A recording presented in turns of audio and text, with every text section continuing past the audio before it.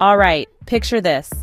You're born with an extra finger, and from the moment you enter the world, everyone's like, this kid is trouble. Sounds bad, right?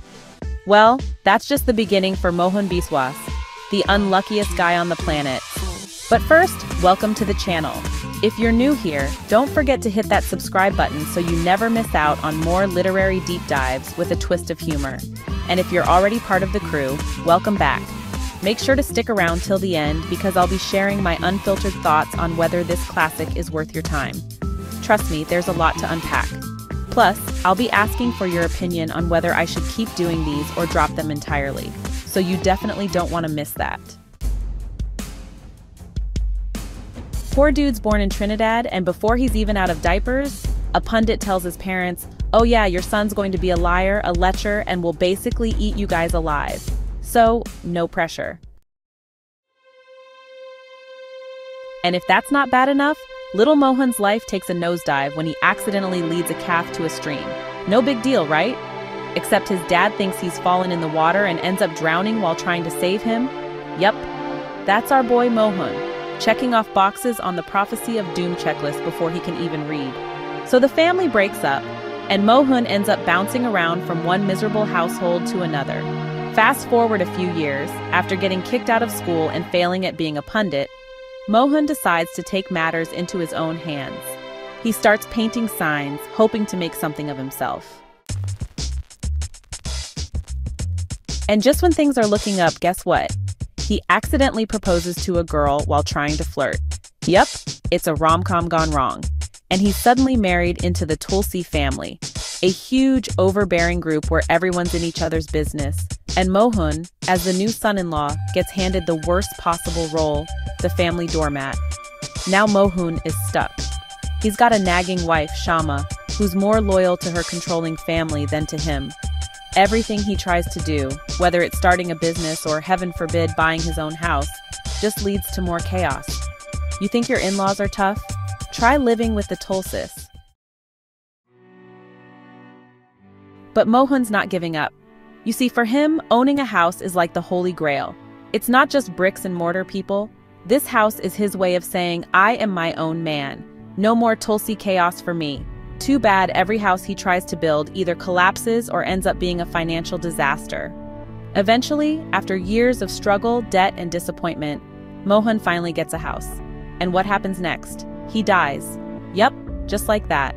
Naipaul really knows how to leave you feeling all warm and fuzzy inside, huh? Okay, so this is A House for Mr Biswas by V.S. Naipaul. And let me tell you, it's not exactly a feel-good read. If you thought I was exaggerating, this book is basically a long, slow march through one man's miserable life. But it's also considered one of Naipaul's greatest works. Why? Because beneath all that doom and gloom, it's a deep exploration of identity, independence, and the desire for something more. Mohun isn't just fighting for a house. He's fighting for a sense of self. Born into a culture where family, tradition, and duty define everything, he just wants to be his own person. But man, does Naipaul make him work for it? Now let me tell you why this book was, well, tough to get through. First off, it's seriously depressing. Naipaul doesn't throw this guy a single bone. You want to root for Mr. Biswas, but he's got this I can't catch a break energy that just weighs you down. He's always blaming someone else, always unhappy, and I kept wondering, dude, can't you just enjoy one moment of success? And his wife, Shama? Yeah, let's talk about her. She's glued to her family. Every time Mr. Biswas tries to do something, she's like, well, my sisters don't have that, so why should we? It's like keeping up with the Joneses, but with extra layers of passive aggression. Honestly, it drove me nuts. I sympathize with Mr. Biswas, though. Sure, he's not the most charming guy, but I felt for him. He had ambition, but fear and his wife's constant attachment to her family kind of stunted that progress. He wanted more, but it was like every time he got close, he'd sabotage himself. And for him to die in the end? Classic Naipaul. Like, here, have a crumb of hope, now watch it turn to dust. So what did I think overall? I can't lie, I didn't enjoy the book.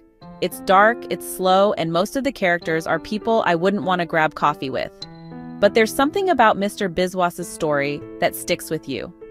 The way Naipaul captures the struggles of someone trying to carve out their own space in a world that keeps pushing them back, that's real. But honestly, after reading A Bend in the River and now this, I've had enough of Naipaul. This book is dystopian, depressing, and if you're looking for a feel-good story, look elsewhere. Let me know in the comments if you think this book deserves a second chance or if it's a hard pass. Until next time, try not to lead any calves into streams.